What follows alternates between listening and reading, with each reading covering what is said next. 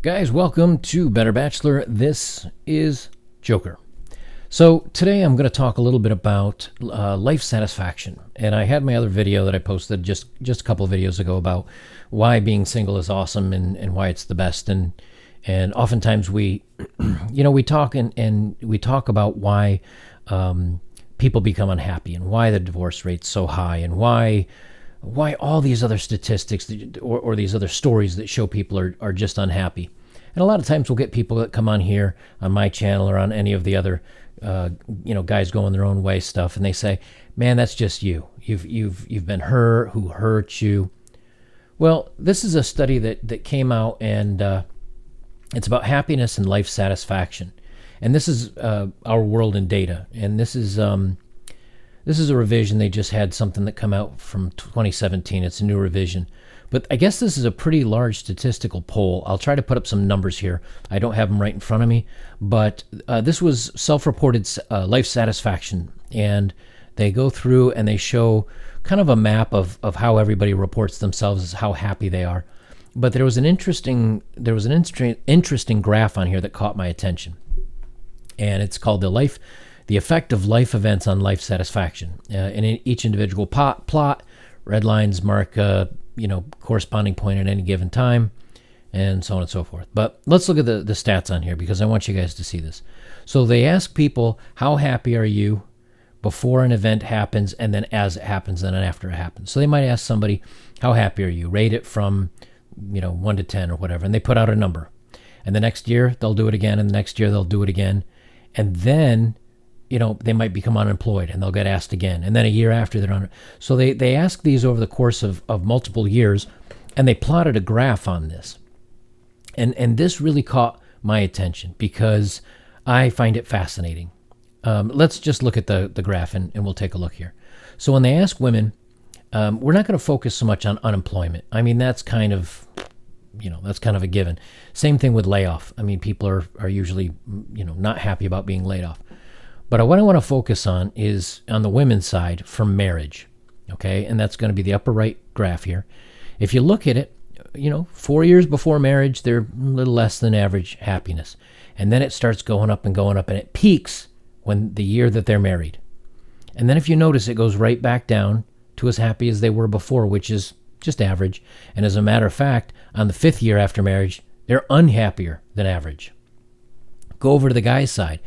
For the 4 years or 5 years beforehand, they're happier, and then after marriage, 4 or 5 years after, they're back down to average again, right? And in many cases, if you look at the guy's side specifically, they were happier the 5 years leading up to marriage than they were the 5 years after marriage. Now, maybe that's when they had a girlfriend and things were going really well, but it tells you what happens as soon as you say, I do. You don't. It's not any good anymore, right? So it's almost better to keep that short term or even longish term, but don't get married. Because, when you're in a relationship, and things are good, for example, like I'll use just a quick example from my life. I'm now a little bit overweight. Not lots. I should weigh about 145. I think I'm around 170.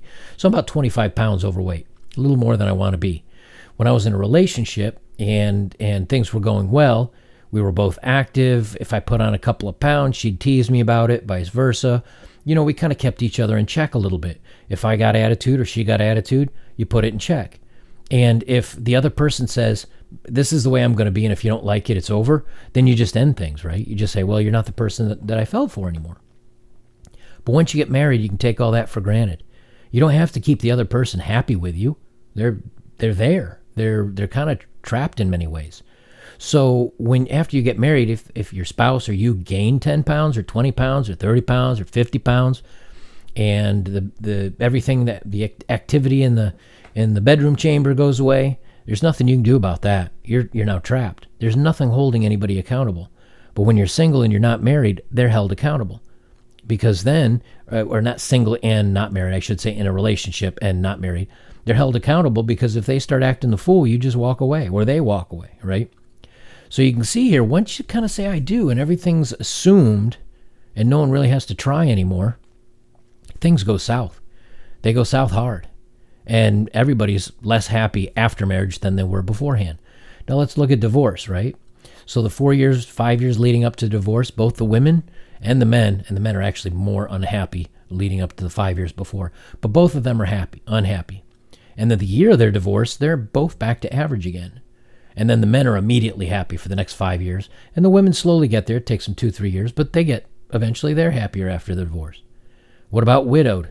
Well, you can see both lines, man, going up when your spouse is sick, they're not doing too well. The year that they die, that's a bad year. But both bounce back. It takes the guys a little bit longer to bounce back than the women, but both bounce back. In many cases, if you look at it, they're happier than they were when they were married. They're happier now that their spouse is gone, right? Look at birth of a child. Same thing. It's excitement right up to it. We're planning it. We have one. And then both are unhappy. And this goes 5 years after. So this is when the child's 5 years old. It's out of diapers. It's out of the young stages. What's this all mean? When I was growing up, and many of us were growing up, we're often told, hey, grow up, go to college, or get a good paying job, find that special somebody, get married, have kids, grow old together. No one's happy after that happens anymore. Everybody likes being single. Everybody likes not being married, not having kids. And you can say, hey, that's what I want. I've seen some posts by some younger guys saying, man, I still want a family. I still want to have kids someday. Well, this is kind of the average of everyone. I mean, this is a world poll, and it shows that everyone's just really not that happy, and it's not quite what they thought it would be. So is it any wonder that people are kind of saying no, and maybe it's not a bad thing. A lot of us say, well, I wish things were kind of traditional and things were the way they were, so I could have a kind of an old school marriage and have my kids and have the family and have things the way that I wanted them to be. Well, that dream's kind of dead, and statistics show it. I love statistics because it's not my opinion. It's not your opinion. It's not someone else's opinion. It's everybody's opinion. I mean, this is a pretty large subset of people.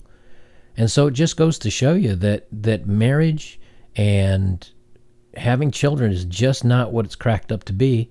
And everybody's happier after the divorce, including, both, one side or the other has to initiate it. And even if it was 50-50, 50% of the women, 50% of the men initiating it, which we know is statistically not right. It's about 70-30. But both sides are happier once they're divorced. So as far as I can tell, there's absolutely no reason to not only get married or have children, but it's better to just do your own thing. Statistics say so. Guys, I'm going to keep this one short today. I do have a new channel. It's called The Unknown Adventure.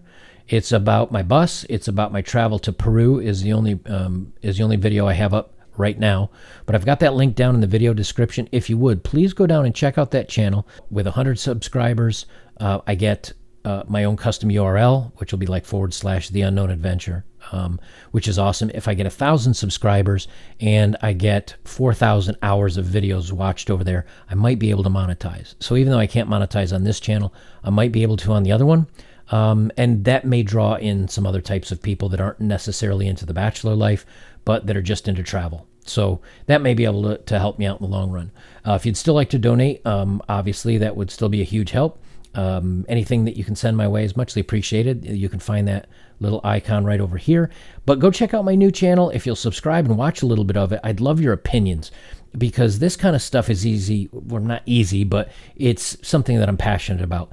The travel I'm passionate about, but this is a year and change after I did my travels, and I'm having to go through and do a lot of editing and putting it together. And I think I sound a little tired, a little on the video. So if you would, give them a listen and leave me your opinions. Let me know what you think, and if you'd like them to be a little funnier, a little more exciting, just whatever your thoughts are. I'd really appreciate it, because I'd really like to get that channel up and going for the masses. So that's going to be all there is from me. I am Joker. This is Better Bachelor. We'll talk to you guys soon.